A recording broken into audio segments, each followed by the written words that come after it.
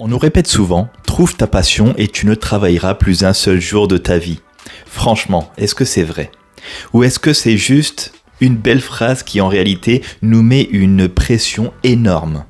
On présente souvent l'ikigai comme le Graal, le métier parfait. On nous vend l'ikigai comme une carte au trésor vers le job idéal, là où vos talents, votre passion, l'utilité sociale et le revenu se croisent.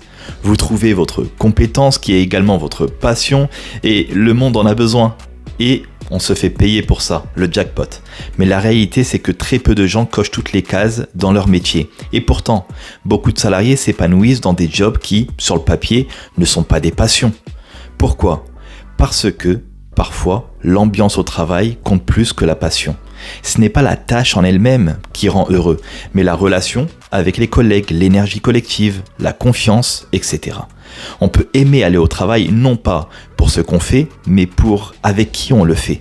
Un boulot banal sans passion apparente peut devenir une source d'épanouissement si on se sent reconnu, respecté, entouré. Et à l'inverse, même la passion la plus forte peut s'éteindre dans un environnement toxique.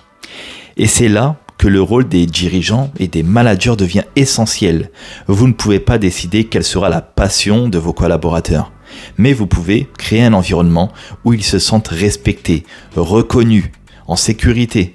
Et souvent, cette bonne ambiance compense largement le fait que le travail en lui-même n'est pas une mission de vie. En réalité, la passion, c'est un grand mot. Elle peut se vivre ailleurs, dans un hobby, une cause, une activité personnelle. Le travail, lui, peut être le socle qui rend tout ça possible, à condition que l'ambiance et les conditions de travail ne drainent pas toute l'énergie. Alors concrètement, si vous êtes salarié, prenez conscience que votre épanouissement peut aussi venir des liens, pas seulement des tâches. Nourrissez ces relations. Et si vous êtes manager ou dirigeant, le même conseil, mais surtout demandez-vous, est-ce que mon équipe rentre chez elle avec de l'élan ou complètement vidée? Et engagez une petite action, même simple, pour renforcer la qualité de l'ambiance. Parce que parfois, ce n'est pas la passion qui retient les gens, c'est l'environnement, c'est le climat dans lequel ils travaillent.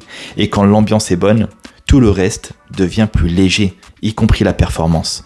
Et c'est là que commence la vraie performance durable. Un travail plus efficace parce que il est plus humain.